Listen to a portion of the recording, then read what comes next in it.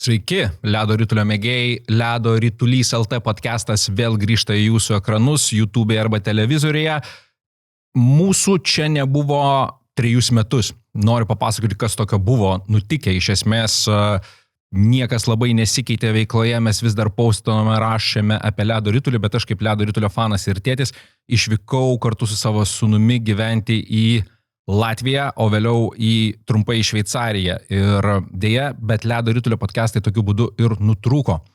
Šiandien grįžtame su tokia idėja, kad netikėtai gavau žinutę per Facebooką iš žmogaus vardu Artūras, kuris pasakė, aš esu Latvis, Lietuvoje nemačiau daromų podcastų, gal galėtume kažką tai padaryti. Tuo metu jau kirbėjo mintis, susitikome su Artūru, pašnekėjome. Labas, Artūrai. Sveikas. Sveikas, gražus lietuviškas balsas. Taigi susitikome su juo, pašnekėjome ir pradėjome kažką tai kurti. Pagalvojame, kad galim netrukus padaryti tiesiog podcastą, apibendrinti, pakalbėti apie tą lietuvišką Ledo ritulį, tas sezonas buvo derlingas. Pakviečiau prisijungti Edgarą Rybakovą. Labas, Edgarai. Labas. Žinomas tikrai Lietuvoje treneris, buvęs žaidėjas, vilkėjęs pankų marškinėlius, su Lietuvos rinktinė ir tą auksinį medalį iškovojęs. Taip. Buvo laikai. Dabar jau liko prisiminimai. Taip. Ir sakom, kągi dar galėtumėm pasikviesti kartu aptarti visą sezoną ir tada nusprendėm, kad mums pagaliau reikia pasikviesti Arūną Alejnikovą. Sveiki. Taip, tai irgi visiems žinomas treneris, buvęs žaidėjas, o dabar Elektrėnų Energijos treneris, Lietuvos vyrų Ledo ritulio rinktinės vyriausio trenerio asistentas, vaikų Ledo ritulio vadovas lygos ir taip pat tarybos narys. Nieko neužmiršau, Arūnai.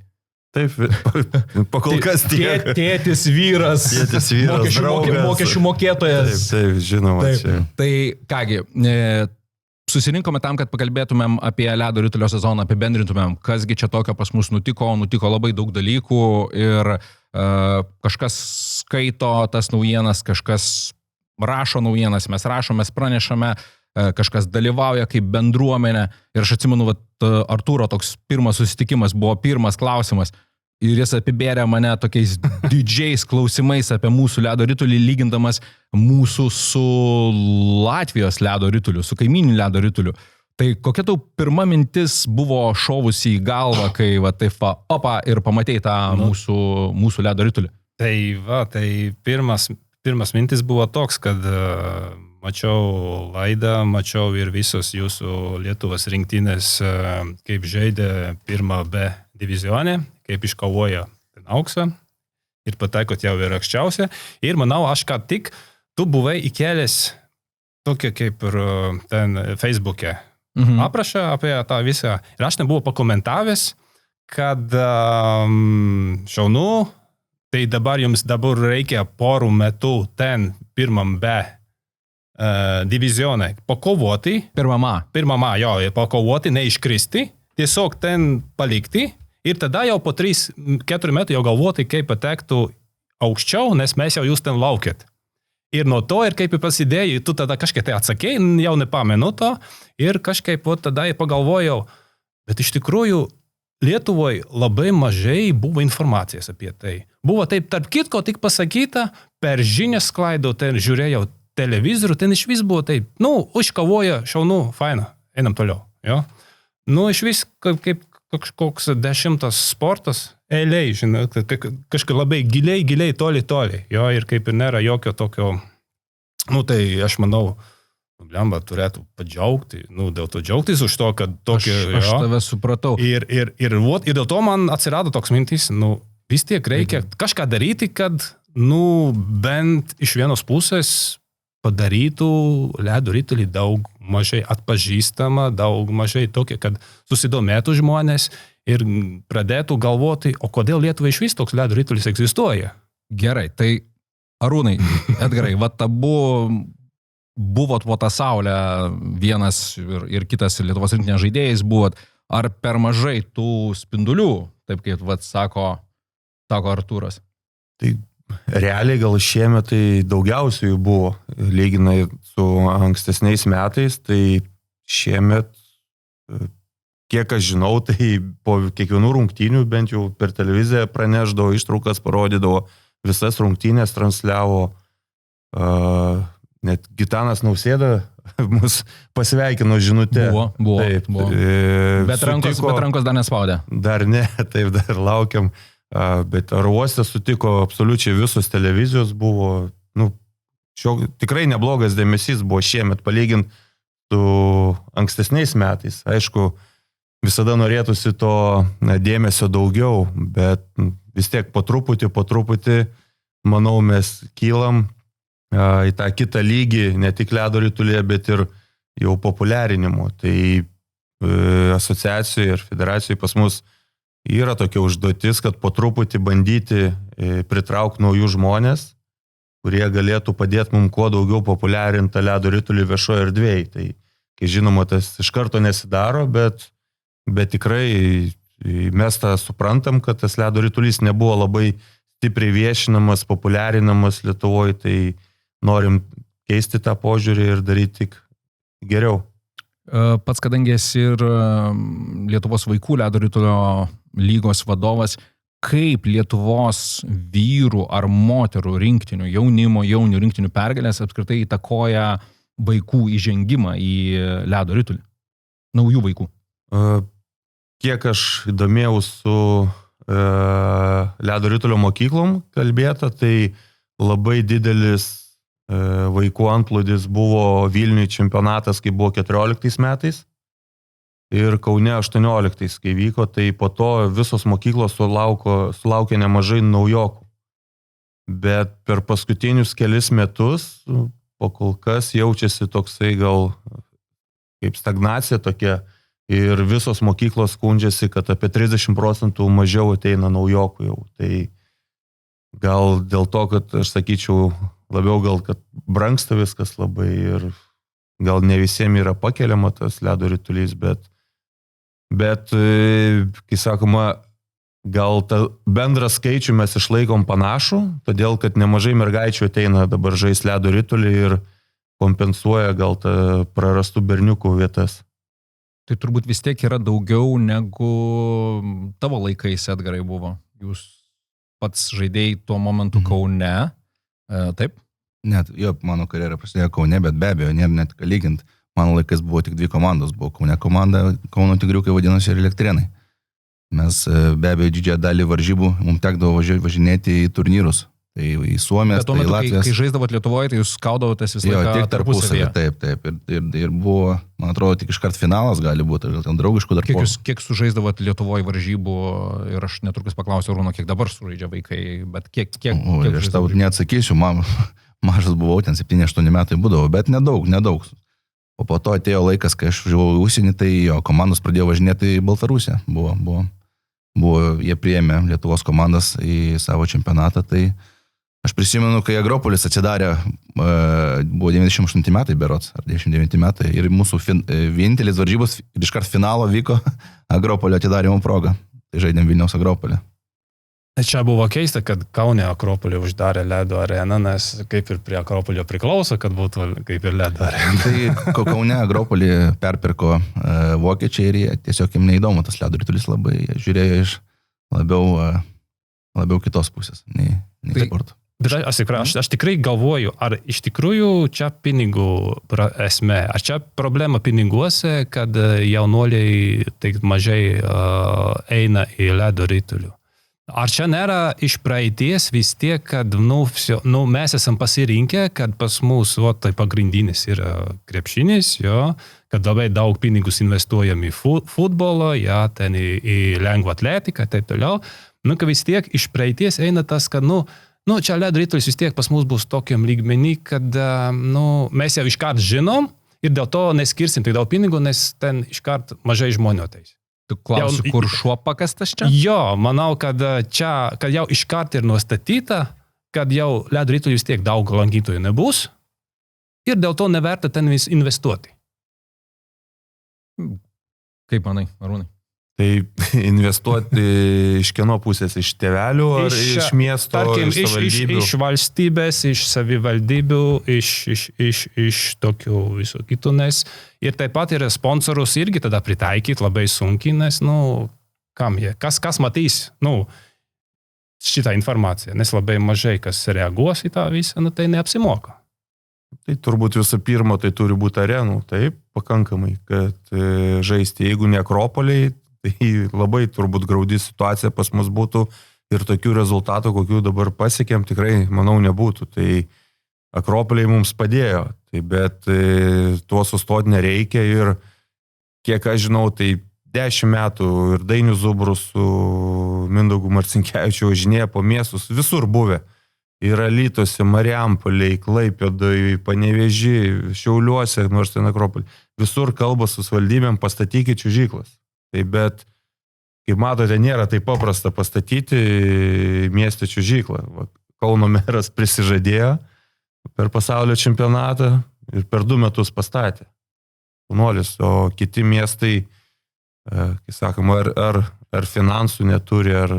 Bet iš tiesų, ar teko asociacijoje apie tai diskutuoti, ant kiek yra sudėtinga pastatyti areną, nes jeigu mes žiūrėtume į kitus pavyzdžius, tai tokia kaip Kauno arena yra sudėtinga pasakyti, jinai reikalauja pakankamai didelio projekto, bet jeigu mes galim pažiūrėti, pats esi keliavęs ir užmestum akį į suomius, kurie pasistato, atrodo, labai paprastas arenas ir netrodo, kad jos yra pačios brangiausios arenos, ar tai yra tikrai finansų klausimas, kur mes taikome, kur miestai taiko, ar jie nori tokio mekos kaip Elektrėnuose ar Kaune, ar tiesiog įmanoma pastatyti bendro naudojimo pastatą, kas būtų ledo ritulio arena. Tai kad aš nepasakyčiau, kad Kaune ten labai kažkokia ypatinga arena, labai paprasta arena, nedaug žiūrovų, toj pagrindinė aikštė, kita aikštė, iš vis ten tik balkonas, taip, tokia kaip treniruotinė ir ten nepasakyčiau, kad ten kažkas ten kaip meka, kai sakoma, ten, paprasta irgi, čiuožykla.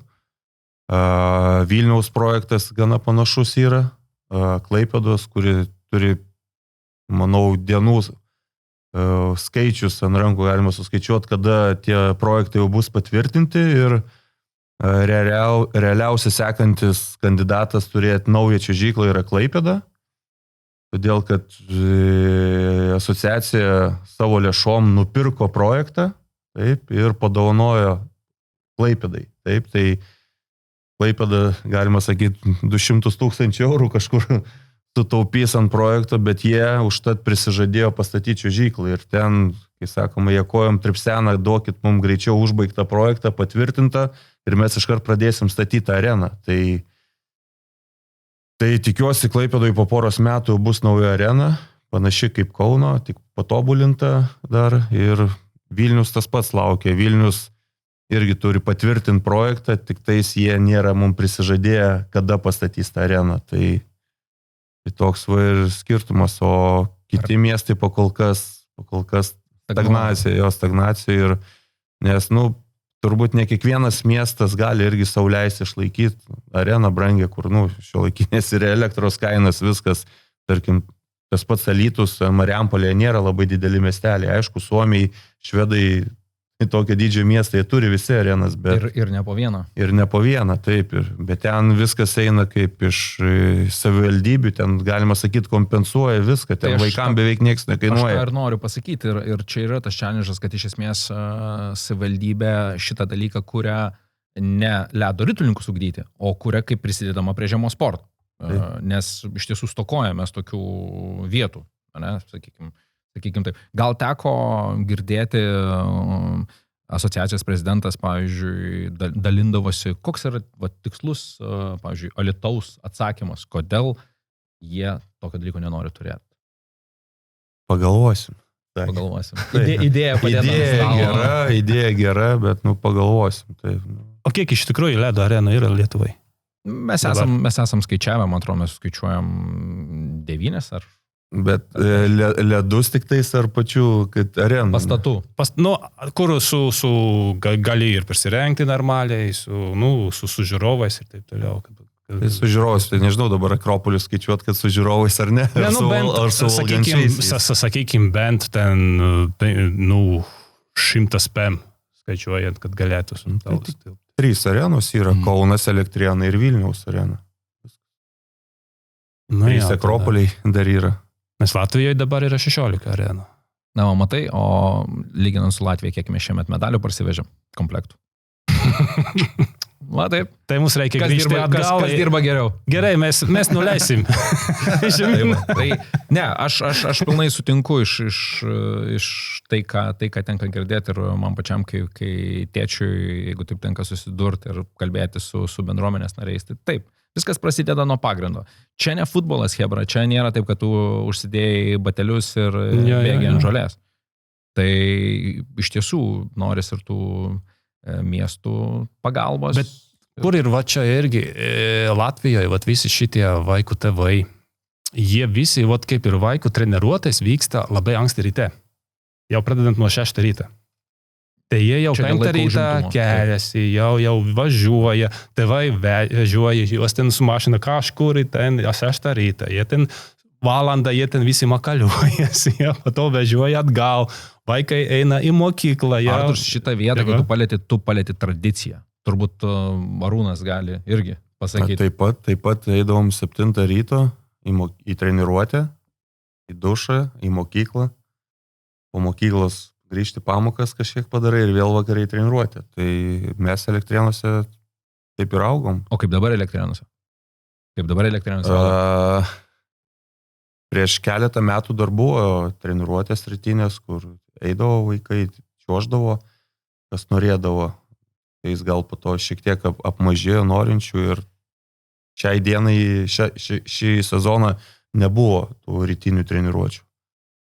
Taip, neseniai dar buvo, taip, 7 ryto, ledo jau, čiuoži, dirbi, bet po to, kai sakoma, anksti prabundi ir diena linksmesnė. Teisingai ir pamokose dar ir sakėsi tai. Atsiprašau, dar vienas klausimas. O arenų užimtumas yra dėl to, kad labai daug tokių mėgėjų arba, tarkim, ledo šokėjų yra, ar profesionalai vis tiek eina ir dėl to nėra to laisvo ledaus? Tai, tarkim, tuose pačiuose Elektrėnuose, mažas miestelis, bet dėl to ledo kaip ir pešasi, taip, nes mokyklos metu visi vaikai mokosi, o po pamokų į 5 valandas tu turi sutalpinti nemažai amžiaus grupių, plus šviežiai, plus short trackas, plus profesionalių vyrų komanda ir visi nori geriausių laikų. Tai, tarkim, energiją mes čiuožiam 8 vakare, kartais 9 vakare. Tai tik dėl to, kad vaikai galėtų čiuožti patogių laikų, kad patogu tėvams būtų juos atvežti ir kad išlaikyti tuos vaikus. Aš su savo mėgėjo komandą žaidžiu 12 nakties. Kas 5-dienį. Tai čia, bet čia nieko tokio, čia jūs savo malonumą eina. Bet taip visi ten daro. Nes čia tu kalbė apie Latviją. Taip. Ten mėgėjo komanda labai dažnai, kad ima, nes pigesnis ledus pirmiausia. Ir antrausiai, tai tu gali net ir iš karto iki 2 naktį, 2 valandas paimti ir ten... Bet paskui jau visi barai uždaryti. Tai tu turi su savim atsarginę alaus, žinai. Nes jūsų Latvijoje tie pardavimai truputį kitokie ir degalinėse dar galėtų. Jo. Bet ne apie šitą. Treneri, tai tada papasakok iš esmės, ar lengva tuos vaikus būtų prikelti Lietuvoje? Vilniuje, šiuo atveju, 3 akademijos glaudžiasi. Latvijoje, ten Suomijoje yra tradicijos, ne? To ledo Lietuvoje dar tų tradicijų dar gal kažkada atsiras, šiai dienai nelabai yra ir sunku, netgi šeštadieniais, kai vyksta anksti treniruotės, ne, kas nori atskirai pačioš ar ten varžybos anksti, tai daug tėvų su klausimais, kodėl 9 ryto, anksti keltis, vaikai neišsimiega, tai vat. Gerai, bet tradicijos, sutikit arba ginčykit mane, josgi atsiranda iš pergalių, ar ne taip? Taip. Ar kažkaip kitaip. Treneriai dirba savo darbą, pergalės yra, iš tiesų, galėjom pasidžiaugti. Pergalės skatina naujokos daugiau. Šiemet, ten, kur šiame sezone, kuris baigėsi, kur dalyvavome, išskyrus startavome, debiutavome U18 mergaičių rinktinę, iš ten neparsivežėm medalių. Taip? Iš visur kitur parsivežėm medalius. Tai aš galiu pasakyti, medalis yra jau tame, kad mes pagaliau subūrėme mergaičių tą rinktinę. Jau čia yra toks Lietuvai pasiekimas. Jau čia, kad mes sudalyvavom, čia yra medalis, o toliau, kai sakoma, jau tada sieksim, kai sakoma, kitų rezultatų, medalių ir auksim, nes čia pirmą kartą užaugo ta tokia jaunų merginų, kurios atėjo, tarkim, nuo 6-7 metų žais ledo ritulį ir tik dabar jos daaugo. Jeigu pažiūrėti moterų rinktinę, tai ten labai buvo daug merginų, kurios ledo ritulį pradėjo 15 metų, 18, 20 kai kurios, taip. Tai va, tai ta nauja karta atėjo ir mes labai džiaugiamės, kad pagaliau subūrėm U18 komandą ir kuri dabar ta komanda yra ir moterų rinktinės, kaip sakyti, tokia pagrindas. Tai tikrai šaunu ir mes žinom, kad yra, kaip matom statistiką, kiek tų mergaičių turim. Tai bus tokių duobių gal, bet reikia kelis metus, kaip sakoma, išgyventi ir po to ta rinktinė tikrai gyvuos 18. Tai grįžtant prie, jeigu pradėjom nuo merginų rinktinės U18 ir taip mes labai turim dar turbūt didesnę dalį merginų, kurios U18 rinktinėje dar gali žaisti, turbūt dar bent porą metų. Tikrai taip, tai pas mus visų pirma, iš tikrųjų buvo labai smagu, kad pirmieji metai čia buvo pasaulio čempionate, kaip mes subarėm komandą ir aš buvau tom dalimi, buvau treneriu. Tai jo, pas mus šiaip labai jauna rinktinė ir mergaitės kokius 3-4 metus tikrai gali žaisti. Daug tų mergaičių yra, darėm sąrašus ir svarbiausia, aš manau, tas mergaitės išlaikyti. Nes per atranką su daug šnekėjom, ko ir su mergaitėm dalinamės, tai kai kurios ant klaustuko noriu, nenoriu žaisti. Tai vat svarbiausias, manau, dalykas jas išlaikyti šiam sporte, kad tai būtų įdomu, nes rinktinės dalis yra sunki, ypač kai ateina atrankos, kai reikia kažką paimti kažko, ne, ir teko su kiekviena šnekėtis. Iš visų kandidačių, kurios pas buvo, nesumeluot, gal apie 40 kandidačių buvo, teko su kiekviena šnekėtis, kodėl, taip gavosi, kad šį kartą nepasisekė. Tai mes sakom visą laiką, kad kiekvienas sezonas yra skirtingas. Kažkas šiais metais pateko, kažkas ne, bet esmė, kad jas išlaikyti. 40 mergaičių taikė į U18 rinktinę. Taip. Kokio jos, kad tie, kas klauso ir kas galbūt nesidomi moterų ledo ritulį, kokio jos amžiaus buvo šiuo atveju, nes U18, tai reiškia, joms nėra 18 metų, bet kokios jauniausios galėjo taikyti šį metą? Jauniausios galėjo taikyti 13 metės. Tai nuo 13 metų iki 18 metų pas mus tam amžiui, jeigu visas Lietuvoje paimti mergaitės per visas akademijas, pas mus apie 40. Taip. Ir dabar kiek dar dasideda kitais metais? Kitais Nes metais vėl vyks čempionatas, kuris įvyksta... Vyks Tailande. Tailande, jo. Ir žais su Iranu, Bulgariju, Kroatiju ir Tailandu. Tai yra tas pradedantysis divizionas, teisingai.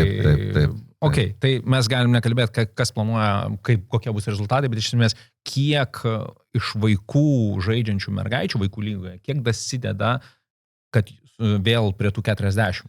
Tai reiškia, mes kalbam apie, kad galėjo, jeigu aš taip mintysiai gerai skaičiuoju, tai kandidatės buvo 2010 gimusios ar 2011? Ne, buvo, jeigu jauniausios. Jauniausios buvo 2010 metų. Taip. Tai reiškia, dabar galės 2011 metai, jo. Kiek gal Arūnai, va taip, iš atminties?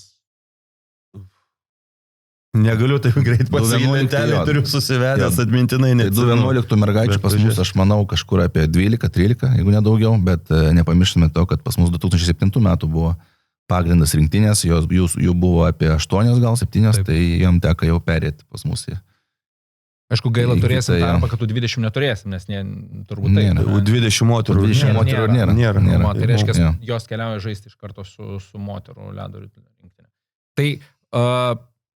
O dabar, įdomus klausimas, kada jūs žaisit, dabar, jūs su tokiais egzotinis šalimis, tai jūs žaisit, tai kokia yra tavo nuomonė, kaip Lietuva galėtų atrodyti, tarkim, šalia Irano, kur turbūt apie ledo ritulį turbūt žino tik, nežinau, ar... Žinau, jie turi čia žygą. Žinau, tarkim, tokios egzotinis šalis ir jeigu jie, tarkim, yra pakankamai stiprus, tada klausimas, kaip jie sugeba tada to lygmenį ten, to šalis, palyginti su Lietuva, kaip jie sugeba tada būti toj pačio lygmenį. Tai, čia yra entry levelis. Čia yra automatiškai bet kas patenka. Taip. Klausimas, kas iš šito levelį išeis. Taip. Ne, tai sunku. sunku pasakyti, kas išeis, nes čia entry levelis, tu negali ateiti su komanda, netgi tu turėjai stipresnę, per 2 divizionus tu negali pradėti nuo aukštesnio diviziono, tu visi turi vienas galimybės pradėti nuo to žemiausio diviziono.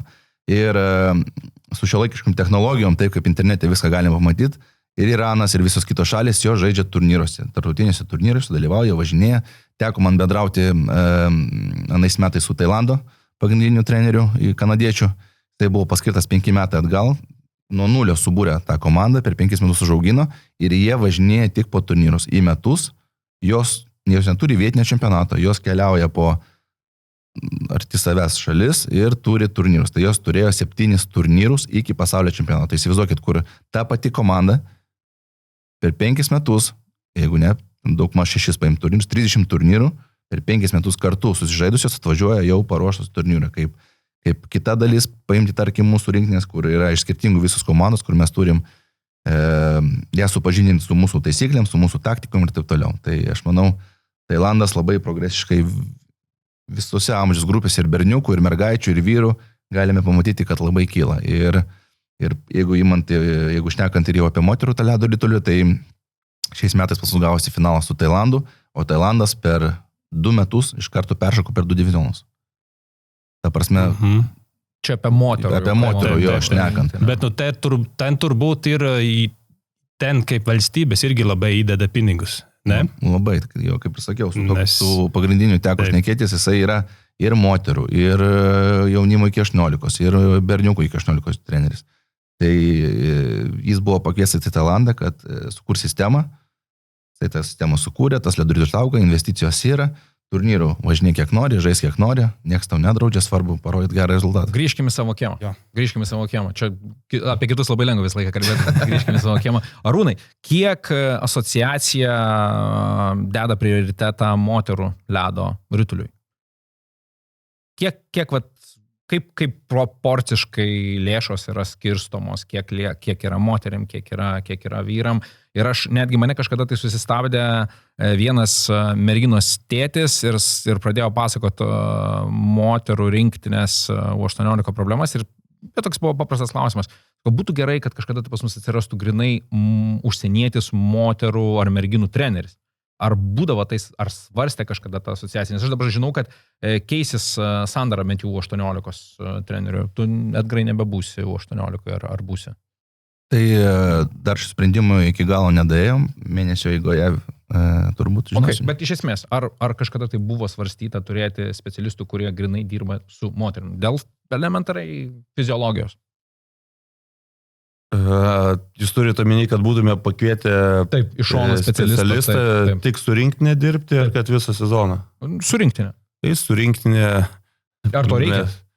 Mes Bert Hake, taip, jisai keletą sezonų dirbo, bet turbūt jau laikas atėjo jam, kaip pasakyti, pailsėti, ir dabar žmogus daug keliauja, mėgausi gyvenimu, bet mūsų nuomonė, kad lietuviai treneriai tikrai atitinka lygį, tą treniravimo, supratimo, ledo ritulio, kad galėtų dirbti su moterų rinktinėm. Bet ar jie tikrai turi galimybės, sakykime, stažuotis, kur yra tikrai moterų ledo ritulys? Ar mes tą darom iš taupumo, kad jie dirba su vaikinais ir vėliau dirba su merginom?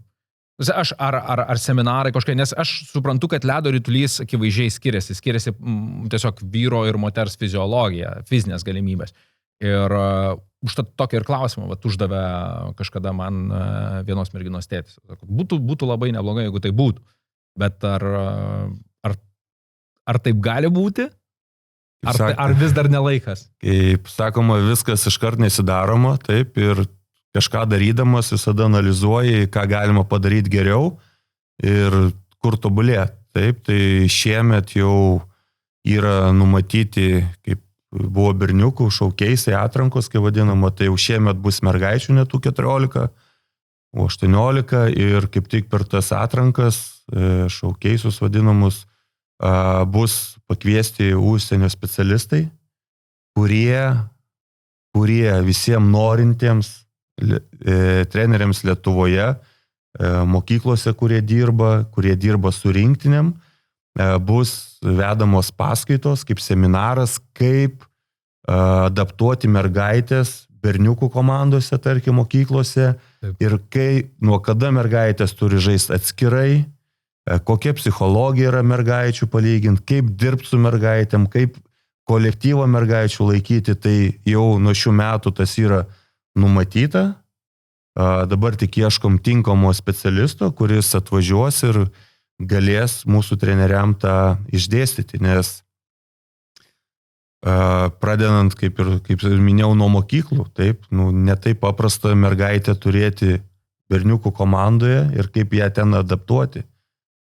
Tai mes, manau, išgirsime visus pasiūlymus, rekomendacijas iš specialisto, kuris dirba, sakoma, kitoje šalyje, kur tas yra jau išvystyta. Tai tikrai mes šitą darom, galvojam ir, kai sakoma, lauksim rezultatų, kaip bus toliau. O, kai sakoma, didžiausia problema turbūt bus prisitraukti trenerius, taip, rinktinės treneriai, aišku, paskirti, jie nori dirbti, bet problema yra, ar norės atvažiuoti tų mokyklų treneriai ir paklausyti, kaip dirbti su to mergaitėm savo mokyklose. Nes, kaip sakoma, iš mano patirties, lietuvių trenerių ar Lietuvoje dirbantį trenerį prisikviesti seminarą nėra paprasta. Nesvarbu, ar mergaičių, ar vyrų. Taip, nesvarbu, nes daugelis galvoja, kad viską žino, ar kažką man nieko daugiau naujo nepasakys, ko ten važiuoti, prarasti dieną ar kiek. Bet aš tikiuosi, kad ateis tas laikas, dabar turim daug naujų trenerių pradedančiųjų. Kurie yra buvę žaidėjai. Kurie esantys žaidėjai ir kurie matosi nori būti treneriais ir bandysim juos auginti, kai sakoma, į ateitį. Čia trenerių užauginti tai irgi nėra paprasta. Taip, bet svarbiausia, kad tas treneris norėtų išmokti, norėtų tobulėti ir, kai sakoma, naudos atnešti ir šaliai, ir savo šeimai, taip, jeigu jisai dirbs, geras specialistas bus, jisai bus, sakoma, reikalingas, taip, visada darbo turės. Ar dabar mokykloms trūksta trenerių? Taip, labai trūksta trenerių ir daug mokyklų ieško trenerių. Lietuviai treneriai, kai kurie aplamai baigė dirbti, ar pavargo, ar ką, nes vaikų trenerių būti nėra taip paprasta. Čia visi galvoja, kas čia su vaikais padirbai, bet tu kiekvieną dieną treniruotės, visi savaitgaliai, varžybos beveik. Tai tu turi būti pilnai atsidavęs tam ledo rituliui, tiem vaikams ir ne visi, kai sakoma, nori savo gyvenimą skirti tik ledo rituliui. Ten daugiau ne technika, bet psichologija. Tu turi būti geras psichologas, tiesiog kalbėtis su vaiku, tiesiog suprasti jo, ką jis nori ir ką jis gali pasiekti, tiesiog turi matyti, koks jis yra vaikas apskritai, ar jis yra, visokios psichologiniai dalykai ir iš šeimos ir taip toliau, nes vėlgi, kur ir problema pagrindinė Latvijoje bent yra, kad tėvai ateina į tokios treniruotės ir pradeda treneriui diktuoti savo taisyklės. Oi, čia visur. Čia yra. Ir kodėl dabar jau svarsto daryti, kad visus, pradedant nuo iki U14 metų, nežaisti ledo ritulį, o tiesiog mokintis nežaisti, nedalyvauti varžybose. Čia būtų labai keistas sprendimas. Tam esmė, kad tada, kad tu jau išmoksi pagrindas, tu išmoksi kalbėti su savo komando nariai, kad tu išmoksi suprasti, matyti, kas yra ritulis apskritai, kaip jo prieiti, pričiuosti, kaip tada. Tai tik tada, nes dabar yra nuo mažystės, kiekvienas ateina ir kiekvienas jau nori būti geresnis už kitą. Ir pradeda tą kažkokią kovą.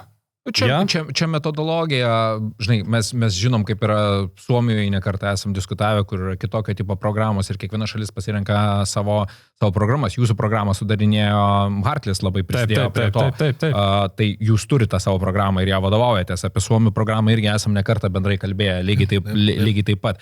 Tai mes Arūnai tos programos neturim. Sukamės kiekviena mokykla kaip gali. Teisingai. Vystymo programos? Taip. Tokios ant popieros parašytos, turbūt. Aš galiu pasakyti, Latvijai turi tą programą, taip. Aš galiu tą programą, man sakė, imk, skaityk, imk, duok. Teko problema, toj pačioj Latvijai treneriai, jie savo treniruotės daro. Taip. Švedai, Suomiai, taip, ten jie turi ekspertus, kurie važinėja, tikrina, žiūri, kaip treniruoja, taip, prižiūri. Čianais pas mus visos privačios mokyklos, ne, ir samdo trenerius, kokius nori. Vienas treneris, tarkim, propaguoja USA hockey, ne, jisai pagal USA hockey treniruoja. Kita, pavyzdžiui, tarkim, mokykla turi sutartį su Suomiais, jie važiuoja stažuotis į Suomiją, taip, jie treniruoja pagal Suomius. Kitas treneris gal atvažiavęs iš dar kitos šalies, kuris taip užaugo ir jisai skaito, kad taip ledo ritulį reikia mokinti vaikus. Perneša savo patirtį. Taip, ir tu, kad padarysi programą, ją galima padaryti be problemų. Tu net gali nukopijuoti kokios šalies, bet ar tuo, kas laikysis? Čia ateina iš tos pačios, matais, kada tu kaip žaidėjas turi įgyvendyti, trenerio duotų kažkokį planą, tarkim, tu eini į ledo ir žaidi pagal kažkokią planą, ne tą, ką tu sugalvoji, tą, ką tau atrodo, bet pagal planą. Ir jeigu tu vis tiek, kaip žaidėjas, nesilaikai tą planą ir tu nori tapti paskui treneriui, tu tada ateini su savo mąstymą ir tu nepasitikį tam planui, ką tau kaip treneriai duodamas. Jo? Tu vis tiek eini su savo mąstymu. Ir dėl to tu nori pagalvoti, oi, čia parašyta nesąmonė, aš taip nedarysiu, aš manau, kad aš vis tiek geriau padarysiu, negu ten parašyta. Nes tu netiki, kas ten yra parašyta. Čia yra problema. Čia tu pateikiai Latvijos pavyzdį. Taip. Mūsų Lietuvos atveju aš džiaugiuosi apskritai tą bendruomenės dalimi, nes mes apskritai ieškom trenerių. Ir jeigu mums pavyksta juos surasti, kurie tampa treneriais, tai mes jų ir neperspausim. Mes galim perspausti tada, ar tai yra pedagogika, ar peršingimas ten kažkokios ribos, ne, etika ir panašiai. Bet jeigu mes kalbam apie kaip ledo ritulį, turbūt mes neturim labai iš ko rinktis, teisingai? Absoliučiai. Tie patys Šiauliai, tarkim, taip, treneriai tik užsieniečiai dirba, nėra. Toj pačioj Klaipėdoj dalis trenerių atvežtiniai, nes vietinių nėra, absoliučiai ir nenori kas dirbti. Taip, nes dabar negali, kai anksčiau būdavo mokyklos, nesniais laikais turi 2 trenerius ir kelios komandos, dabar yra nuo U9 iki U16, U18, tai kiekviena amžiaus grupė turi turėti po trenerį, tai išauga ir trenerių, kaip pasakyti, poreikis, taip, nemažas poreikis. Tu gali su jaunesnėm amžiaus grupėm tos pačius esamus žaidėjus dar pritraukti, taip, bet jeigu jau toliau kažką siekti, kaip visi suprantam, pas mus mokyklos visos siekia rezultatų, taip, tai ne visiems treneriam, kurie nebaigia mokslų kažkokių, užtenka kvalifikacijos dirbti su tais vaikais. Taip. Net buvęs profesionalas sportininkas, tai negali iš karto ateiti, pradėti su vaikais dirbti ir jam viskas gausis. Nes jisai pradžiai galvoja taip, kaip su juo dirbo paskutinius metus, kur jisai žaidė, jisai ateina, vis tiek automatiškai galvoja, kad irgi taip pat panašiai treniruosiu, ten čia žinoma, ne, su vaikais visai kitaip dirbti, ir visi turi persiorientuoti, tai, sakau, nėra taip paprasta su tais vaikais dirbti. Ir todėl užduotis ir yra užsiauginti mums tos savo trenerius, kurie jau dabar nori, šiemet vėl važiuosi su IHF-u sutartį padarėm, važiuos 4 treneriai į Suomiją stažuoti 4 dienom, jiem parodys, kaip dirbamas su tais mažais vaikais, nes irgi nesinorim, atėjo jaunas treneris iš karto U16 ar ką būtų, tai jisai, jeigu tik atėjo, tai reiškia ir turi pradėti darbą savo nuo mažens ir aukti kartu su komandom. Tai planas tikrai yra, kiek galima pagal galimybę stengiamės tos trenerius išvežti į seminarus visur ir darysim toliau seminarus. Sakau, tik problema prisikviesti į tuos seminarus kai kuriuos trenerius. Ar pačiam, kaip užimant tam tikras pareigas Lietuvos ledo ritulyje, entuziazmas yra šiuo momentu didesnis? Ar pavargai? Ne, kaip pakol kas yra. Ar pergalės iš tiesų motyvuoja, nes pergalių mes turim, jau kalbėjom apie tai. Ar pergalės įpareigoja? Ne, suprantat, aš toksai kaip dvi dalis pas mane yra, taip. Yra atskirai vaikų ledo ritulys ir yra atskirai rinktinės, taip. Tai aš būnu atskirai susikoncentravęs vaikų ledo ritulių ir visada galvoju, kaip tą ledo ritulį auginti Lietuvoje, vaikų tą ledo ritulį, kaip kad auktų ir susidomėjimas, taip, kaip trenerių kvalifikacija auktų. Tai čia yra vienas dalykas, nes jeigu mes neturėsim kvalifikuotų trenerių ir susidomėjimo vaikų, kiekio vaikų, tai mes neturėsim po to ir vyrų rinktinėse gerų rezultatų. Todėl aš šitos dalykus labai atskyręs savyje ir kad ten rinktinė taip yra rinktinė, bet jeigu vaikų ledo ritulys ir jaunimo lygiai mes kažkur padarysim spragas, kažką praleisim, kažko nedadirbsim, tai po to pas mus ir ateityje tie rezultatai gali būti visai prastesni. Provokuojantis klausimas. Ar dabartinė rinktinės žaidėjai, kas žaidžia užsienį, jie žaidžia pagal savo lygmenį? Ar jie turėtų žaisti dar ankštesnio lygio, negu žaidžia dabar? Tu turi omeny užsienio klubuose? Taip. Vien dėl to, kad jie lietuviai, ar jie galėtų žaisti ir aukščiau?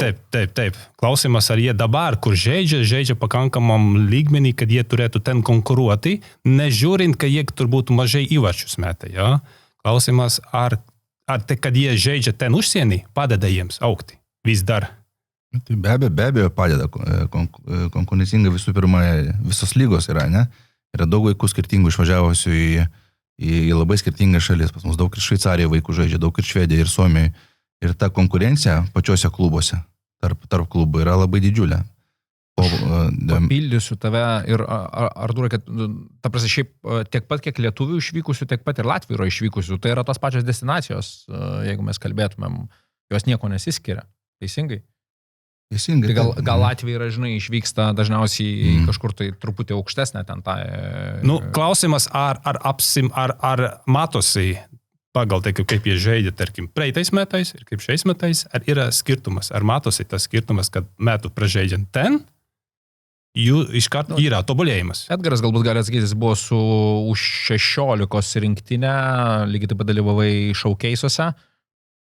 Kaip yra? Matei tos vaikinus, kurie jau buvo ir 14, vėliau peršoko jų 16. Aš manau, kas didžiausias pasikeitimas yra psichologinis pasikeitimas, mąstymas turbūt, nes didžiąją dalis, kai žaidžia Lietuvoje, kai primuša belenkiek tų įvarčių, rezultatai didesnį tampa, jie galvoja, kad jau aukščiau lubų nėra kur šokti, bet kai išvažiuoja į kitą virtuvę, į kitos šalies virtuvę, pasirodo ne taip viskas paprasta, bet reikia dvigubai darbo daugiau dėti ir ypač dėja mes negalime dabar taip sakant, konkurenciją suteikti klubuose, ne? Mes neturim pakankamų vaikų, kad vienam klube būtų ten 30 vaikų, ne? Kaip kitose klubuose. Tai va, ką turiu omenyje? Amžiuje? Amžiuje, jo. Vienam amžiuje mes negalim surinkti to pačias amžiuje visų vaikų. Man atrodo, nėra tokio klubo, kuris taip... Nėra, tai va. Tai, o kitose šalyse, jie turi vienoje komandai 30 vaikų. Ir ta konkurencija tave ir augina, ypač psichologiškai. Tai va, jie labai pasikeičia visų pirma psichologiškai, mąstymas jų pasikeičia. Ir tu matai, kad po metų atvažiavo, jie ir tai buvo pakankamai uždegę ledo ritulį, bet kai pamato tą konkurencingą lygį, tos kitos vaikus gal, kurie geriau žaidžia, ten stipresnė dar kažką, jie turi motyvacijas tobulėti. Arūnai, gal gali pasidalinti Lietuvos vaikų lygoj, kokių naujovių ar turėsime nuo kito sezono, kaip dėliosis amžiaus grupės? Tai jau antrus metus iš eilės mes darom taip, kad visada žiūrim pagal vaikų skaičių, kokias amžiaus grupės daryti. Taip. Tai pernai beveik visos amžiaus grupės buvo įskyrus U15, nes paprasčiausia vaikų neturim tiek, kad mokyklos galėtų išstatyti komandas, nebuvo. Šiemet nuo U9 iki U15 turėsim visas amžiaus grupės. Vienoje amžiaus grupėje gali būti, tarkim, 6 komandos, kitoje amžiaus grupėje 8, tarp mažesnių amžiaus grupių ten visada daugiau, 10-12 yra. Ir šiemet vėl pagaliau pas mus atsiras ta jaunimo lyga, kuri, galima sakyti, U18 vadinama, bet vėl visos mokyklos, kai sakoma, nėra garantuotos ar išstatys komandą, planuojama 4-5 komandos, bet, sako, nežinom pavasaros vaikai grįž, negrįž. Tai, sako, planas yra, kad nuo U9 iki U15 būtų ir dar U18. Tai kiek šiuo metu turim ledo ritulininkų? Vaikų? Gal atsimeni skaičių bent apie? Mes vesdavom 2 statistikas, nuo U10 į viršų, U9 truputį skarai skaičiuodom, bet visada laviruoja tas skaičius apie 800 vaikų. Tai čia, Kaip asociacijos atstovas, tai daug ar mažai? Mažai, kai sakoma mažai, bet čia dar nėra, čia yra tie skaičiai, kurie yra oficialiai registruoti vaikai, kurie žaidžia.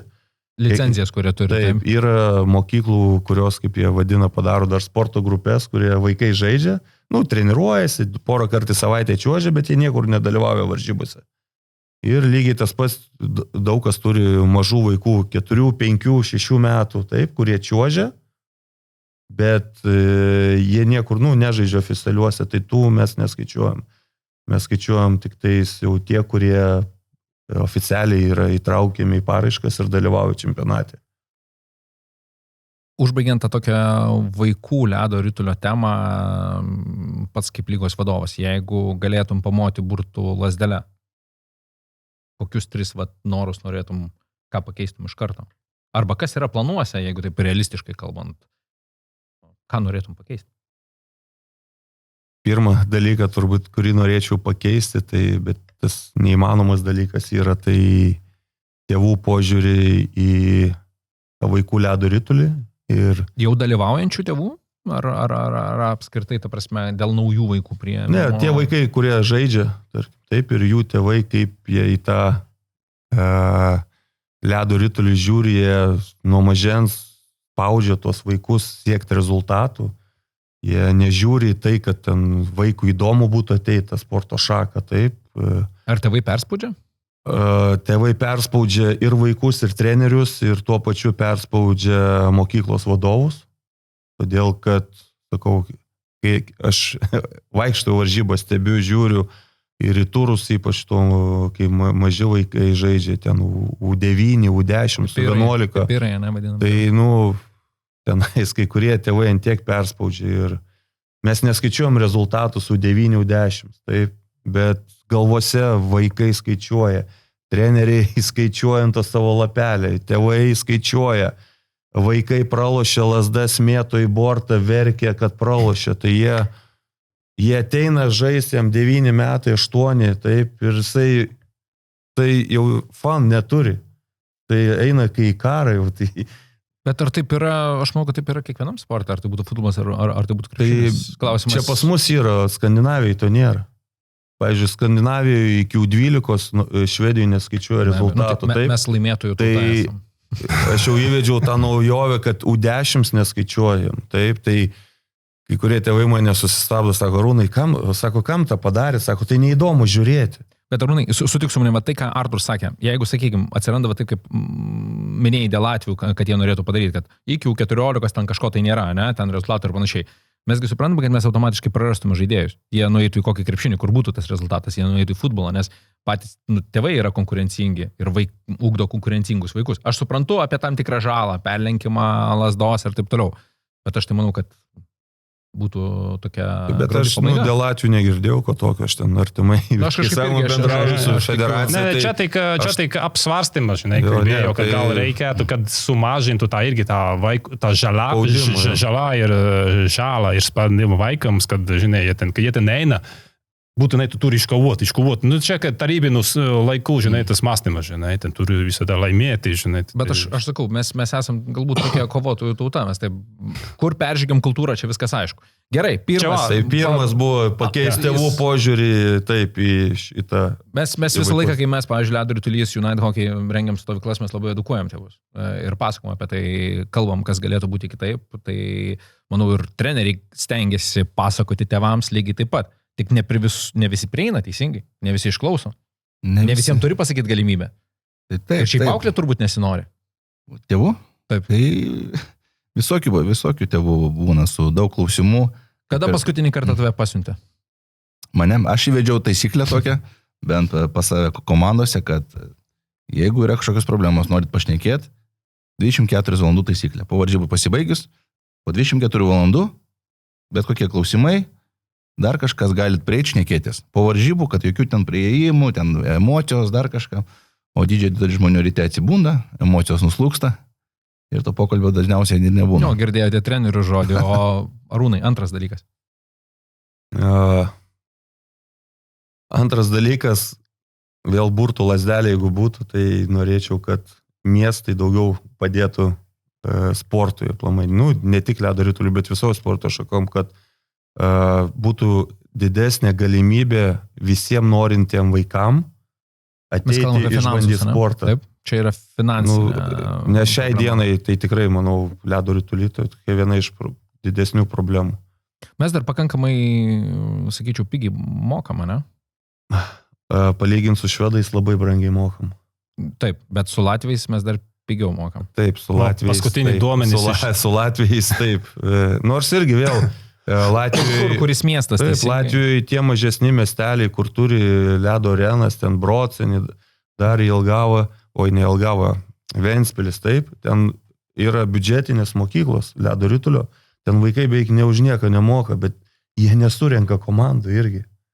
Vieno amžiaus grupiai, kad žaisti, tai ne viskas taip paprasta. Irgi tam Latvijos ledo ritulikai galvoja, kad ten gerai, Latvijai lygiai taip pat jie žino, kad po kelių metų bus prašiau ir eis tik prašiau, todėl kad oficiali statistika yra gimstamumas vaikų. Taip. Ir čia sirenom, kai sakoma, daugina ne tik ledo ritulys, visos sporto šakais. Jeigu gimstamumas mažėja, automatiškai visose sporto šakose vaikų pamažės. Ir Latvijos statistika yra labai prasta irgi. Tai su federacija kalbėjau, tai sako, mes irgi čia dabar tų čiuožyklų prisistatėm ir dar naujos arenos atsidarinėja. Sako, ar bus kam čiuožt po kokių 6-7 metų tenais. Paskaičiuosim dabar pagal paskutinis duomenys yra, kada iš vis iki U15 metų yra 2200 vaikų žaidėjų, ledo ritulininkų, ir iš jų 500 mergaitės. Taip, tai dabar IHF irgi tokia politika yra, kaip visi bando populiarinti ledo ritulį ir pritraukti kuo daugiau tų vaikų, tai bet kiek buvo seminaruose visi kalba, ir suomiai, ir švedai, suomiai dar labiau, švedai ne taip, jie irgi jau sunkiai surenka vaikus, kad suburt komandą. Tai IHF-as labiau dabar bando populiarinti moterų ledo ritulį. Taip, kad žino, kad tos bendrus skaičius galima, kai sakoma, kompensuoti mergaitėmis, kad bent išliktų komanda. Ne tai, kad komando aplamai užsiimančių ledo ritulių vaikų skaičius. Tai kalba eina. Jau nelabai kas galvoja, kaip jų, kai sakoma, išauginti dar begalę, taip, bet galima mergaitėm kompensuoti. Čia kalbam apie mūsų šitas įsivyšusias kaip ledo ritulio šalis. Aišku, yra šalis, kur aplamai visoje šalyje viena čiuožykla yra, taip, ar nėra, kur planuoja statyti, tai ten žinoma tas skaičius irgi šiek tiek paaugs, bet jau čia, kur yra tradicijos, to Europai, kur jau turi ledo ritulį, tai daugelis galvoja, kaip išlaikyti bent tą skaičių vaikų. Toj pačioj Vokietijoje, Bert Hake, mūsų labai gerbiamas treneris, sakė, per metus susidarė 19 čiuožyklų Vokietijoje, kur atrodo ekonomika, Europos, taip, lyderiai, dėl finansinių dalykų susidarė 19 čiuožyklų per metus. Tai nėra taip lengva visur. Tai čia, kad Lietuvoje mes dar pastatysim naujas kelias, tai manau, mes čia einam dar į priekį. Tai labai šaunu, kad pas mus yra rezervas, kur mums dar aukti.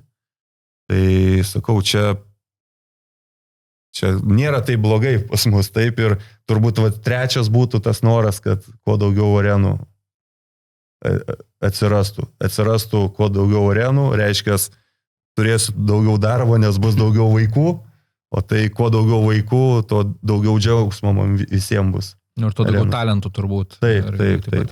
Latvijoje bendras pajamos per šios metus buvo 2,5 milijonai. Pajamos iš ko? Aš visą, ir reklamą, ir... Čia apie asociaciją. Tai aš kalbu apie Lietuvos federaciją. Taip. Ir iš jų 1 milijonas buvo iš valstybės pinigai. Arūnai, ką mes neturim tokio žodžio milijonas, turbūt. Biudžetas asociacijos apie milijoną. Turim, galim. Taip, jo, bet čia sponsoriai susideda viskas, taip, o iš ministerijos mes gauname apie 600 000 ledo rituliui, po to iš olimpinio šiek tiek gaunama, po to gaunama vėlgi iš to pačio IHF-o pinigų, tai bet biudžetas mūsų, bent jau iš ministerijos, skaičiuojasi pagal užimtas vietas pasaulyje. Tai po kol kas, tą, ką mes gaunam, čia grinai yra, kad vyrų rezultatus, kad mes žaidžiam tam divizione, užimam tam tinkrą vietą pasauliniam reitingė, tai už tai gaunam. Tarkim, jeigu klausite, kiek skiriama pinigų moterų ledo rituliui, tai ministerija moterų ledo rituliui neduoda iš vis nieko, nes nėra jokių pasiekimus. Pasiekit, duosim. Taip. Tai reiškia, dabar jau turėjom moterų medalį, iškovojom. Tai aš žiūriu. Pasaulinis reitingas bendras skaičiuojasi, o ne kažkokios grupės, taip? Supratau. Tai moterų ledo rituliui neskiriama, tai tas, kas duodama moterų ledo rituliui, daryti stovyklas merginom, išvežti pasaulio čempionatus, ten yra formos kažkiek nupirkti, čia galima sakyti, viskas duodama iš pinigų, uždirbtų vyrų rinktinės, taip.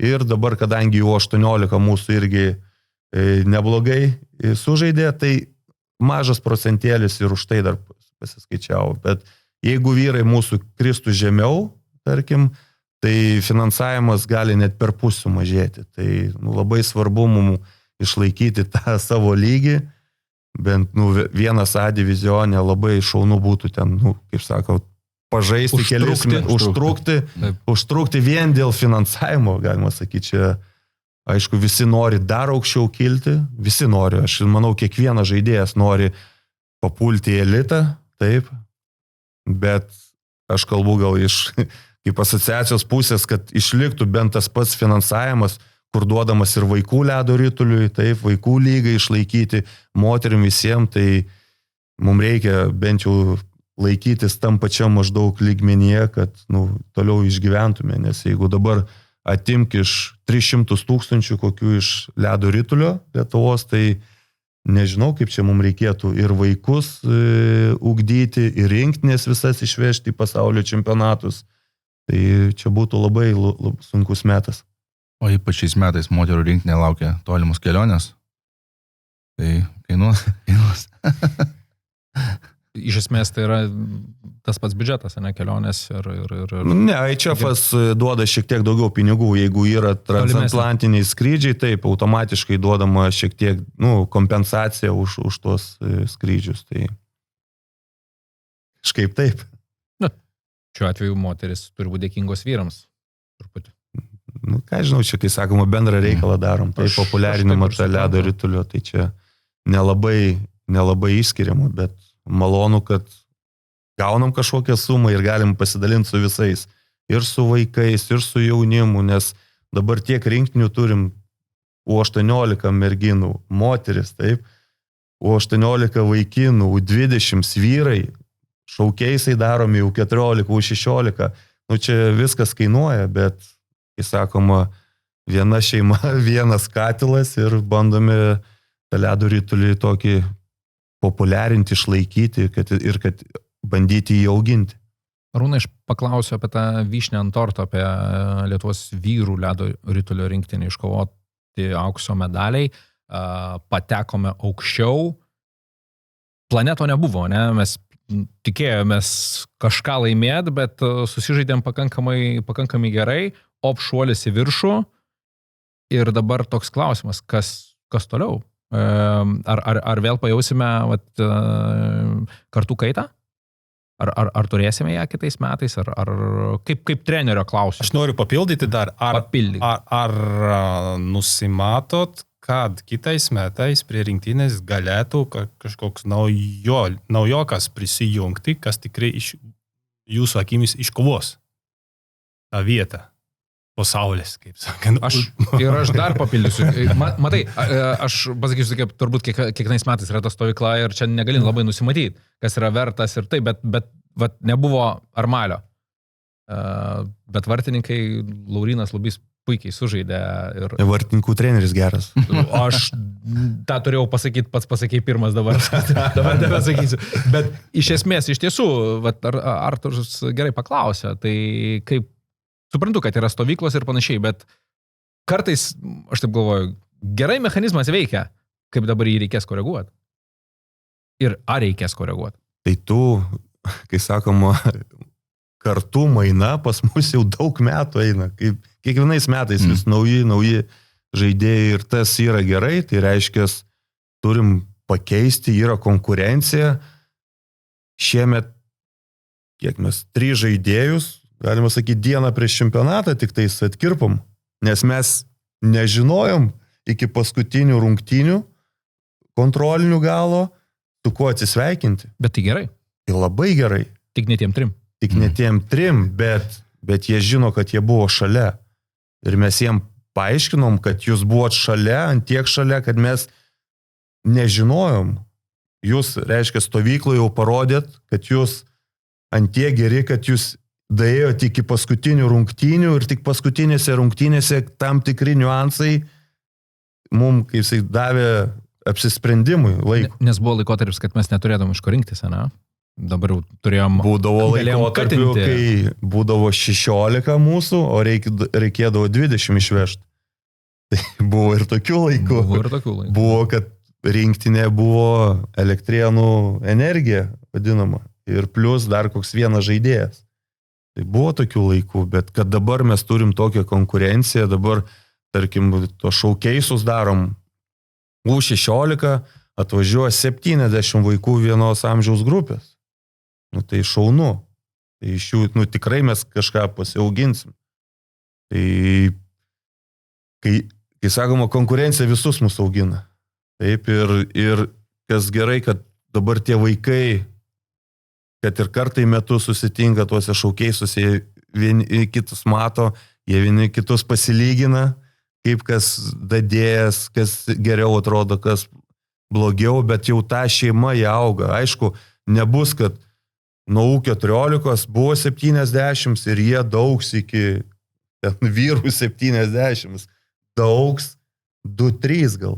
Taip? Nu, realiai, pasaulinė statistika žiūrint.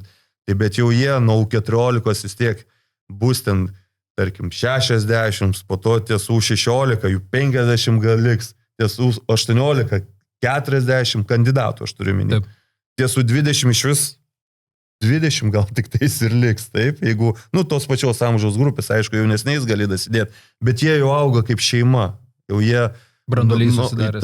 Taip, jie vis tiek jau šeima, juos stebi, jie žino, kad treneriai juos stebi, mato, taip, kad jie yra reikalingi, manau, irgi tas svarbu, žaidėjui žinot, kad jisai ne šiaip su treniruojasi, bet kad jį stebi kiekvienais metais. Man kas bado akį ir treneris galėtų irgi pasakyti, tai toks dalykas, tik tai, kad mes matom, kad mažėja žaidėjų, kurie žaidžia Lietuvoje, ne?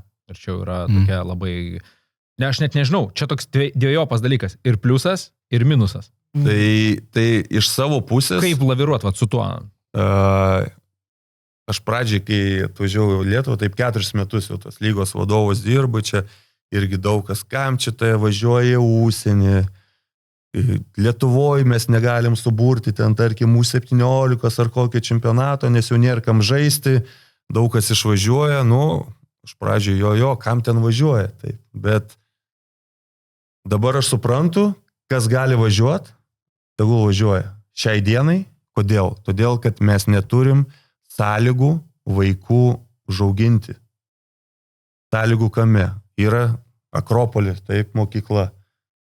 Kur tu žemę padarysi, tarkim, salę, kad būtų, ne, kad apšilimą gerą padaryti, taip.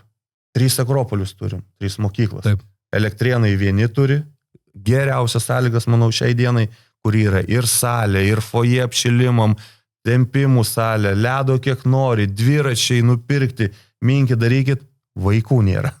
Taip, vėl nepilnavertiška komanda, taip. Tai kol visi miestai nepastatys normalias čiuožyklas ir toj čiuožyklai vaikai negalės gauti pilną tą paketą treniruotinį, kad ir gera žemė būtų jiem, ir ledo kiek nori, taip, ir treneriai kvalifikuoti, kad būtų. Pas mus, galima sakyti, ant pirštų galima suskaičiuoti treneriai, kurie žino, kaip dirbti, tarkim, U16 ir vyresniais. Nu, čia visai kitokia specifika, tie, kas yra iki U14, jeigu pažiūrėsim, važiuojam į turnyrus lietuviai, mes su visais gerai žaidžiam. Su Suomiais, švedais, su kuo. Nesiginčiusiu. Bet, o kas mums atsitinka, kai U15, U16 pasidaro? Yra fiziologiškai, bet kurioje sporto šakoj, yra organizmo brendimas.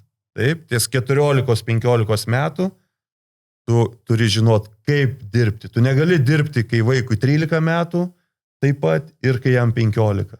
Visai skiriasi, kaip pasakyti, specifikacija, kaip dirbti. Ir mano nuomonė, neturim sąlygų ir neturim gana kvalifikuotų trenerių, kurie pilnai viską galėtų sujungti vieną. Aš tik noriu dar paliesti tą vietą šitos temos pabaigai, bet mes dar puikiai suprantam, kad išvyksta ir dėl ledo ritulio, ir dėl to, kad yra galimybė derinti mokslus. Lietuvoje yra labai jau sudėtingėja ta situacija, kai tu žaidi kažkokį tai sportą ir jeigu nori kažko tai moksluose aukščiau, bet derinti, jau mokyklos ne visos atsižvelgia į tai, ką tu darai. Tada tu turi eiti į sporto mokyklą, sporto internetą, tada tavęs netenkina sportiniai rezultatai. O kai tu išvyksti į užsienį kažkokį tai klubą, klubas jau bendradarbiauja su kažkuria tai mokykla, aš apie paprastą vidurinį išsilavinimą šiuo momentu kalbu. Nesgi mes negalim išvykdami kalbėti vien tik tai apie ledo ritulį, kad mes išvykstam ir dėl išsilavinimo geresnio, turbūt. Tai, kaip kas, manau, kas į ką žiūri. Pavyzdžiui, mano žiniomis, labai didelė dalis ledo ritulininkų, kurie žaidžia užsienį, mokosi Ozo gimnazijoje, online. Labai didelė dalis. Tarkim, ir Švedijoje, kas žaidė, ir Suomijoje, Šveicarijoje, ne visi eina į šveicarų mokyklą, kiti irgi Ozo, aš pats žinau net konkrečiai, kas Ozo mokėsi gimnazijoje. Tai dabar švedai priėmė taisyklę, jeigu Švedijoje žaidi, turi eiti švedišką mokyklą. Taip, jau sunkiau, bet vis tiek tada, žinau, važiuos vėl naujų žaidėjų, jie taip susiranda mokyklą, kur gyvens viską, eis tenais. Latvijoje dalis žaidėjų lietuvių, žinau, Ozo mokykloje mokosi, dalis eina į latvišką mokyklą. Mano sūnus, kai išvykom pradžioje Latvijoje, tai mes pradėjom privačioje latviškai mokyklai. Buvo per sudėtinga dėl kalbos barjero to metinio ir tada mes grįžom į Lietuvos privačią mokyklą, kuri pasiūlė hibridinį mokymą. Tai kiekvienas kaip gali. Nori. Sakau, Šveicarijoje irgi labai geras, turbūt mokslas, gerą išsilavinimą duoda, bet ten už tą reikia mokėti atitinkamai. Taip, ten ne kiek už ledo ritulį moki, bet kiek už išsilavinimą. Tai kiekvienas išvykdamas kažkur, turbūt pats apsisprendžia savo prioritetus, ko jisai nori važiuoti geresnio mokslo, plus ledo ritulys, ar važiuoja ledo ritulys ir mokslas kaip gausis. Tai... Gal teko, treneri, kiek tavo auklėtinių yra išvykę? Teko skaičiuoti? Daug, nežinau. Kiek su gimtadieniu gauni sveikinimų? Saldainių šveicariškų? Skirtingų daug, ir Šveicarijai daug, nežinau, negaliu pasakyti. 20 bus? Daugiau tikrai daugiau, gal kokių 40-50 tam tarpė per visą tą laiką. Kai sudarinėjot kandidatų sąrašus, galiu pasakyti, kiek dabar yra išvykusių vaikų, nes U14 šaukeisi, U16 šaukeisi. Aš atsimenu tą sąrašą. U14 pernai tik buvo 3 žaidėjai. Kurie buvo užsienį, taip U16 daugiau. Galiu pasakyti, kad 2007 metų 18 buvo rinktinė, tai buvo tik vienas žaidėjas, kuris žaidžia Lietuvoje, visi užsienį. Tai aš dadėsiu. Tai tą pasako, lygiai tas pats U20 kitaip situacija, nes energijoje turėjom žaidėjų, kurie žaidžia. Kurie apsitrynė su vyrais OptiBet. Taip, kurie patempė, taip. Ir hockey pankose irgi. Taip. Žaidėjai, tai 4 gal žaidėjai gavosi, kurie žaidžia Lietuvoje, o taip visi užsienį žaidžia. To aš jau 2008 gimimo apie 30 žaidėjų užsienį žaidžia. 2009 panašiai irgi. Tai, ir yra nežaidėjai, kurie sezono eigoje net išvažiuoja. Tai jeigu išvažiuoja Latvija žaisti, vis tiek jau užsienį žaidžia. Tai pernai irgi gal sezono metu, gal 5 žaidėjai tiesiog išvažiavo į Latviją žaisti. Tai tikrai nemaža dalis. Tai, sakau, aš šiai dienai, tai aš manau, kad tikrai nieko blogo, kad jie išvažiuoja, žiūrint į ledo ritulį vystymą, nes, sakau, yra treneriai, kurie atitinka kvalifikaciją, bet jie neturi sąlygų gal dirbti. Taip, kiti treneriai gal turi sąlygas, bet jų kvalifikacija gal kitokia yra. Tai mano nuomonė, aišku, čia turbūt kaip iš lygos vadovo nesąmoningai skamba, bet jeigu yra galimybė, aš manau, ten U15, 16, aišku, ne bet kur važiuoti. Kai kurie važiuoja bet kur ir kai kurie tėvai skundžiasi, sako, jo draugas išvažiavo, jisai nori irgi išvažiuoti ir arba sako, mesiu ledo ritulį. Taip, čia, tai nereikia bet kur važiuoti. Reikia važiuoti pasidomėjus, ar kur lietuviai, gal irgi ten tose mokyklose buvę, praėję, nes, sakau, kai Suomija, Švedija irgi nedarenka tų komandų. Tikrai yra komandų, lietuviai žaidė, ten Dimas Švecas, nevažiavo 8 ar 9 legionieriai buvo. 4 lietuviai, taip, ten kokie 4 vengrai, aš bijau suklysti, bet jo, nes nesurenka švedai vietinių komandų. Tai irgi svarbu ne bet kur važiuoti. Pasidomėti kokie treneriai, tarkim, dar tai... niuansų daug mes yra. Išvažiavimo neskatiname, tik sakom, kad tame nieko blogo nematom. Taip. Aš matau mūsų Latvijos atstovas, galbūt Spirga dar užduot klausimą, mes esam vis tiek riboti laikę, turbūt kalbėtumėm ilgai. Aš turiu vieną klausimą. Kuris taptų legenda. Jūs jau dabar Lietuva, jau Kaunas ir Elektrėna jau 2 metus žaidžia OHL. Latvijos, OptiBet lygoj. Kaunas jau nebežaidžia. Iki šio 2 metus Vilnius. Ar jūs matot dabar yra kažkokia nauda iš to? Iškart galiu atsakyti, net galima sakyti negalvojęs, jeigu Lietuvos rinktinį žaidžia 8 žaidėjai iš OHL, reiškia, galima sakyti pusė rinktinės, taip, ir pasiekėm kažkokį rezultatą. Taip, tai reiškia, nauda buvo. Galbūt jiem būtų naudingiau žaisti kažkur kitur, ne Latvijoje, bet kitos šalyse. Artūrai, skirtumas yra latviškas pasas ir lietuviškas pasas. Jeigu bus 2 vienodi žaidėjas, tarkim, 2 vienodi žaidėjai yra lietuviškas, latviškas pasas, užsieniečiai siek paims Latviją. Kaip nebūtų skaudu, bet dėl ledo yra mokyklos. Bent jau aš turiu irgi labai nemažai pažįstamų, taip, Europoje, trenerių, agentų ir bandau žaidėjus lietuvių padėti išvažiuoti kažkur. Aš apie pro lygį kalbu, apie jaunimo lygas aš nelabai ten žinau, tai sunku tikrai. Net klubo, jeigu ir treneris, tarkim, gal imtų menedžerį, sako, ne, geriau mes kanadietį paimsim, ar čeką paimsim, dar, lietuvių išvažiuoti yra, tikrai sunku. Tas pats pavyzdys Laurinas Lubys, aš žaidė, manau, nuostabų čempionatą, taip? Kiek aš bandžiau, kiek jis kur rašė, iš vis, jokio susidomėjimo. Tai čia ta skaudi tema tikrai yra, dar kai žaidė Latvijos komandos, kai ta buvo bendra, kaip Baltarusijos čempionatas, ekstralyga skaitėsi, kai Latvijos ten žaidė 3 komandos, Ukrainos 2 komandos, Baltarusijos 5. Tai lietuviai žaidė, Liepojai žaidė, taip, Daugpilis žaidė. Kas Baltarusijos komandose žaidė, tai buvo kažkaip paprasčiau papult, nes čia aplinkui visi visus žino. Tai ir tada irgi visi tuo metu pusė komandų žaidė ekstralygoje mūsų, mes irgi čiutį elitą neišėjom. Kada ten 2005, man atrodo, Estijoje, kai buvo. Tai irgi per žingsnelį buvom nuo elito. O Ališausko pavyzdys, kad jis netgi Rygos Dinamo žaidžia, čia ir vienintelis toks atvejis Lietuvoje. Ališausko pavyzdys, nes jisai yra kaip ledo ritulininkas užaugęs Liepojai. Taip, tai jisai ten 13 ar 14 metų išvažiavo Liepojai ir jisai ten užaugo kaip ledo ritulininkas. Tai jį ten žinojo, plus jisai kartu žaidė su treneriu, su Ankipancu ir mes Pragoje, ne Pragoje, Kiolne, sėdėdami su Ankipancu prie alaus bokalų, jisai, reikia žaidėjų, apie Armalį paklausė, kaip Armalis tas, po to sakau, gal Nerių paim Ališauską, jisai, tiksliai sako, taigi kartu žaidėm. Iš karto Nerių telefoną, viską kitą dieną susiskambino, viskas pakvietė į peržiūrą. Tai, bet sakau, jis žinojo Nerių.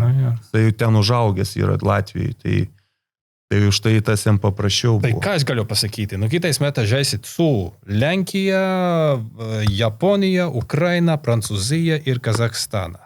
Tai labai sudėtingai, sunku, bet manau, kad jūs su Japonija ir su Lenkais galit pakovoti. Manau, kad čia jūs, galbūt ukrainiečiai, bet čia priklauso. Dėl to linkiu jums tikrai kitais metais pakovoti už to, kad jūs ten ir liktų. Jo, tai svarbu 3 vietos neužimti, nes mes Slovenijai užėmėm 3 vietą, kitais metais iškritom, pernai rumunai užėmė 3 vietą, šiemet iškrito jo, tai ta 3 vieta yra tokia labai pavojinga, tai geriau 2, 4, 5, idealiausia būtų, aišku, aplamai į elitą išeiti. Aš tikiuosi, ta mūsų svajonė kažkada įsipildys, nes tikrai auga, neblogų tų jaunų žaidėjų, bet ne visi tie jauni žaidėjai gali pro lygiai užsikabinti, tai aš norėčiau palinkėti tiem Galbūt jums su Lenkais reikia kažkaip kooperuotis. Su Lenkais, dėl ko? Tai jie irgi kaip žaidžia pakankamai normaliai. Lenkai labai, gana stiprų čempionatą turi. Ir dabar pas juos irgi kaita vyksta. Galima sakyti, šiemet 2 tokie lyderiai, pagrindiniai žaidėjai aplamai baigė ledo ritulį. Ir jau tie veteranai irgi nelabai nori važiuoti, tai ten irgi, mes žaidėm draugiškas rungtynės su Lenkais prieš pasaulio čempionatą, jeigu atsimno, tai ten nebuvo tik 5 žaidėjų, kurie dabar važiavo į elitą žaisti. Taip, jie buvo gal šiek tiek kažkur greitesni, gal techniškesni, bet mes ten su jais neblogai sužaidėm, 1-2 ir 0-2 ar kaip, bet... Taip buvo. Taip. Tikrai neblogai, galima su bet kuo žaisti. Lygiai tas pats su Ukraina mes žaidėm Vilniui. Taip, jie vėl gal momentais geresni, bet įmušk laiku, nepraleis kokį įvarčio ir vėl galima užsikabinti. Taip. Lygiai tas pats Edgarai papasakok apie mūsų lažybas. Papasakok apie lažybas. Turėjom Salūnų varžybas, jo, dėl ukrainiečių, kad išeis į elitą. Tai viskas klostėsi gerai iki paskutinių varžybų. Gerai į mano pusę. Ir prieš likus vienam turui iki pasaulio čempionato galo, ukrainiečiai buvo berods 1 vietoje, o į elitą išeina 2 komandos. Taip. Ir aš Arūnui parašiau, Arūnas kaip tik buvo užsienį, sakau, tai pravažiuodamas pro duty free, nepamiršk prasukt man gero gėrimo. Ir teko kapituliacijų. Teko kitą dieną gauti žinutę, tai gal tu nupirk. Peršokęs griovą, nesakyk kop. Taip. Pasimokiau. Ką ledo ritulio ekspertai? Aš manau, kad mes turim labai daug neišgvildentų dar temų. Tai norėčiau padėkoti, kad šiandien prisijungėt. Tai yra Ledo ritulys LT sezono podcastas, kuriame mes bent kažkiek paviršutiniškai aptarėme praėjusį sezoną, Lietuvos rinktinių pasirodymus, vaikų lygas ir pabaigai, Arūnai, tai jeigu mes dabar susėstumėm vėl po metų, apie ką norėtum kalbėti? Kokie tave džiugintų rezultatai? Visų pirma, kad norėčiau, kad po metų vėl jūs būtumėt toliau, o ne po 3 metų, kad nedingtumėt. Jo, ačiū. Čia labai geras. Labai sveikintinas dalykas ir noriu jums padėkoti, kad jūs tą dalyką darot, populiarinat ledo ritulį. Tai lygiai taip pat populiarindami ledo ritulį jūs prisidedat prie to bendro ledo ritulio ir prie rezultatų, prie visko. Ir turbūt, ką aš norėčiau palinkėti, kad tas ledo ritulys mūsų kaip nebūtų sunku, ar kaip, kad visada mes eitume į priekį, kad ir mažai žingsnių. Kad... Nenšiknos. Taip, bet svarbu, kad mes judėtume į priekį, kad tikrai matytųsi tas, kaip sakyt, augimas vaikų skaičių, trenerių kvalifikacija, ledo arenų skaičiumi, taip, tuo pačiu ir bendra šeima, kad ta ledo ritulio mūsų didėtų ir turbūt čia būtų didžiausias pasiekimas. Tai kaip pajaustų, kaip tas yra čiuožti iš žemyn į kalną, taip greitų, tai reikia išsiguldą nuvažiuoti ir su ragutėm bent vieną kartą pravažiuoti, kad pajaustų tą greitį. Artūrai, aš nenoriu nuo kalno čiuožti, aš noriu į kalną čiuožti. Aš geriau mažai žingsniukais, bet į kalną lipsi. Bet ten bus aukštesnis kalnas, tai reikia... Bet ant padangos atgal nučiuoši. Tada, kad būtų galėtų šiokti. Tai ačiū Artūrai. Apskritai ačiū tau už idėją šiame po šio sezono susitikti pakalbėti apie tai. Dar ne paskutinis kartas. Ne paskutinis, bet vienokio ir kitokio atveju. Va dabar tokiu formatu labai puikiai padarė. Edgarai, ačiū tau taip pat, kad prisijungi. Arūnai, man atrodo, kad tu čia užsitarnavai kėdę, vis kalbėsim, svarbu, kad temų atrastume ir tęstume toliau. Ledo ritulio gerbėjams, ačiū, kad žiūrėjot, ačiū, kad kai kurie buvo informuoti, kad turėsim podcastą, turėjot kažkokių tai klausimų, pateikėt juos. Iš esmės, tikiu, kad tai yra neišgvildentos temos, tiesiog šį kartą mes turėjom paliesti jas, kad jas iškelti į viešumą. Ir aš tikiu, kad gerai pailsėsim, aš jau turiu idėjų kitam podcast'ui, jeigu turite jūs, rašykit. Tikiuosi, kad toks viešinimo darbas bus pratęstas, tai gyvuoja ledo ritulys. Ačiū, kad buvot kartu. Viso, ačiū. Ačiū visiems.